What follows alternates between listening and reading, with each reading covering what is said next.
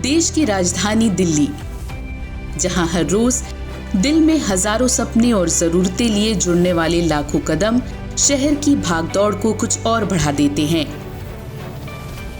रोजगार के बेहतर मौके, हायर एजुकेशन हब और रहन सहन की सुविधाओं के चलते देश में सबसे ज्यादा पलायन दिल्ली की ओर होता है। नतीजा, राष्ट्रीय राजधानी क्षेत्र की जनसंख्या लगातार बढ़ रही है और आज दिल्ली दुनिया के सबसे ज्यादा जनसंख्या वाले शहरों में से एक बन चुका है। एक अनुमान के मुताबिक साल 2041 तक दिल्ली की जनसंख्या लगभग 3 करोड़ हो जाएगी। जितनी बड़ी आबादी उतनी ही उसकी जरूरतें और चुनौतियां।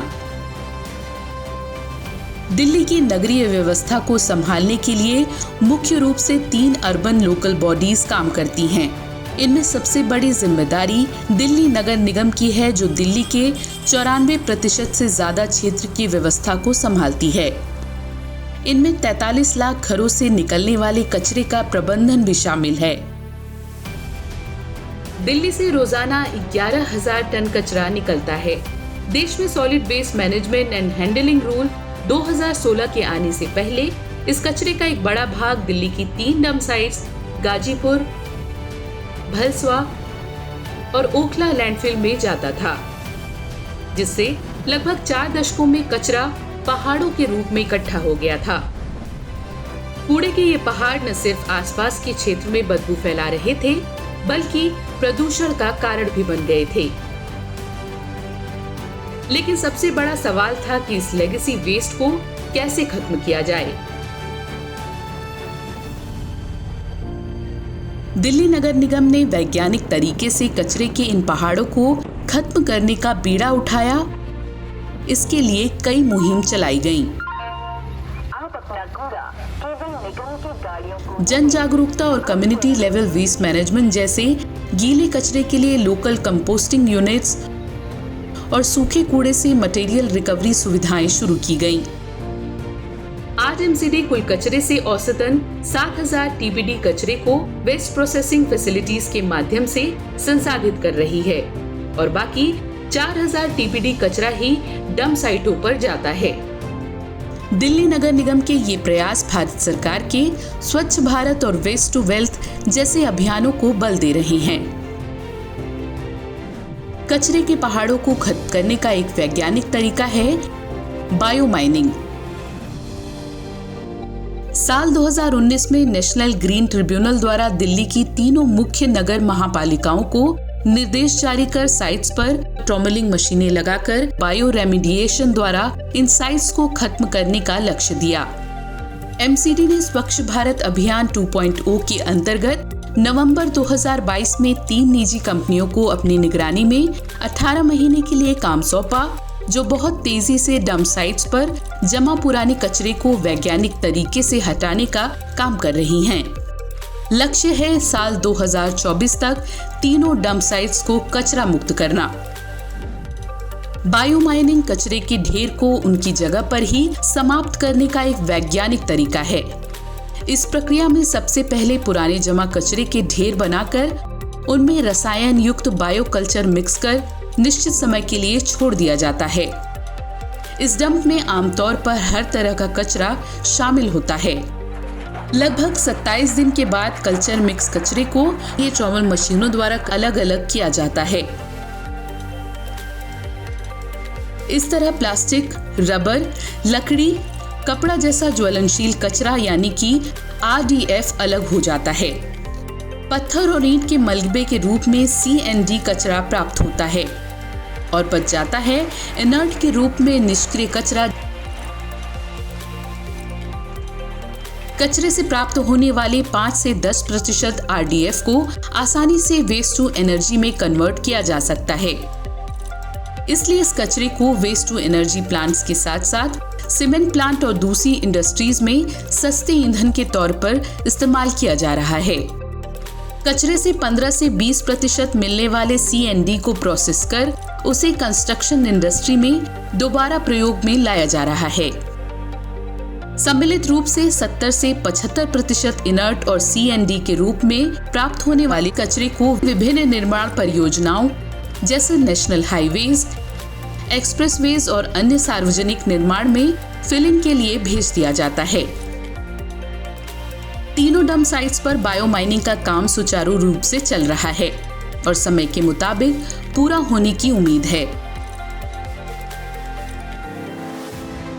बायोमाइनिंग से कचरे के पहाड़ों की ऊंचाई कम हो रही है और साथ ही बड़ा भूभाग रिकवर किया जा रहा है। 1996 में शुरू की गई ओखला डंप साइट करीब 62 एकड़ जमीन पर फैली है। यहाँ बायोमाइनिंग का कार्य तेजी से हो रहा है, जिससे कूड़े के इस पहाड़ की ऊंचाई काफी कम हो चुकी है। यहाँ पर बायोमाइनिंग के लिए ट्रॉमेल मशीनों द्वारा कचरे को सेग्रीगेट किया जा रहा है और अलग किए गए इनर्ट, RDF और CND को अलग अलग कार्यों के लिए विस्थापित किया जा रहा है। इस साइट पर करीब 60 लाख मीट्रिक टन कचरा था, जिसमें से लगभग 31 लाख मीट्रिक टन कचरे की बायोमाइनिंग की जा चुकी है।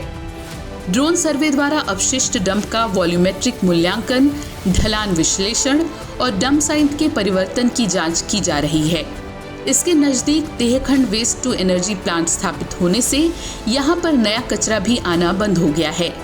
दिल्ली नगर निगम तेहखंड में अपनी पहली engineered sanitary landfill facility ESLF का भी निर्माण कर रहा है, जो निष्क्रिय कचरे के वैज्ञानिक तरीके से निष्पादन में सहायक होगा। यहाँ पर रिक्लेम होने वाली जमीन के चारों तरफ 1/4 भाग में वृक्षारोपण कर हरा भरा किया जाएगा। बाकी बची जमीन पर एक ESLF और एक CND प्लांट लगाने की भी योजना है। राष्ट्रीय राजमार्ग नंबर 44 पर लगभग 70 एकड़ में फैली भलसवा डंप साइट 1986 में शुरू हुई थी। लगभग 40 वर्षों में यहाँ पे करीब 80 lakh metric ton legacy waste जमा था। बायोमाइनिंग का कार्य यहाँ पर तेजी से चल रहा है। लेगेसी वेस्ट की साइट पर 24 ट्रॉमेल मशीनें लगाई गई हैं और अभी तक करीब 39 लाख मीट्रिक टन कचरे की बायोमाइनिंग की जा चुकी है। ड्रोन सर्वे द्वारा यहाँ की नियमित रूप से निगरानी की जा रही है और यहाँ लेगेसी वेस्ट को समय अनुसार खत्म करने का काम जोरों पर है। बायोमाइनिंग के बाद रिक्लेम की गई साइट की बाउंड्री को हरा भरा करने और बाकी जमीन पर एक ESLF और एक बायो CNG प्लांट लगाने की योजना है। 70 एकड़ में फैली उत्तर प्रदेश बॉर्डर के नजदीक दिल्ली मेरठ हाईवे पर गाजीपुर डंप साइट 1984 में आरंभ हुई थी। लगभग 40 वर्षों में इस डंप साइट पर तकरीबन 140 lakh metric ton legacy waste जमा था। यहाँ पर दिल्ली नगर निगम ने लेगेसी वेस्ट को बायोमाइनिंग द्वारा खत्म करने का काम किया।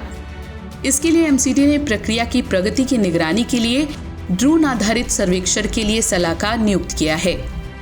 24 ट्रॉमेल सेग्रीगेटर मशीनों से यहाँ बायोमाइनिंग का कार्य पूरे सामर्थ्य के साथ जारी है, जिससे यहाँ पर अभी तक करीब 20 lakh metric ton legacy waste की बायोमाइनिंग की जा चुकी है। नियमित ड्रोन सर्वे से पता चल रहा है कि बायोमाइनिंग का कार्य शुरू होने के बाद से इस डंप साइट की ऊंचाई कई मीटर तक कम हो चुकी है। अगर इसी रफ्तार से कार्य चलता रहा तो निश्चित ही समय सीमा पर यहाँ का कार्य भी पूरा हो जाएगा और इस लेगेसी वेस्ट से दिल्ली को निजात मिल जाएगी। यहाँ पर रिकवर की गई जमीन को चारों ओर से हरा भरा करने और यहाँ पर एक वेस्ट टू एनर्जी प्लांट, एक ESLF और एक बायो CNG प्लांट लगाने की योजना है। ओखला, भलसवा और गाजीपुर डंप साइट्स पर 15,000 से 18,000 टन प्रतिदिन कचरे की बायोमाइनिंग की जा रही है, जो अपने आप में एक रिकॉर्ड है। साल 2019 में दिल्ली की तीनों डंप साइट्स पर 280 लाख मीट्रिक टन पुराना कचरा जमा था, जिसमें से अब तक 90 लाख मीट्रिक टन कचरे की बायोमाइनिंग की जा चुकी है, जिससे 50 से 60 मीटर ऊंचे कचरे के पहाड़ कई स्थानों पर लगभग 10 से 15 मीटर तक कम हो गए हैं।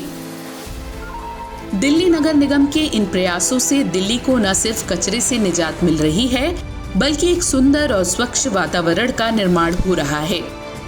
वो दिन दूर नहीं जब दिल्ली के पास अत्याधुनिक कचरा प्रबंधन सिस्टम होगा और हम कचरे के इन पहाड़ों से पूरी तरह से मुक्ति पा जाएंगे। दिल्ली नगर निगम, दिल्ली की शान।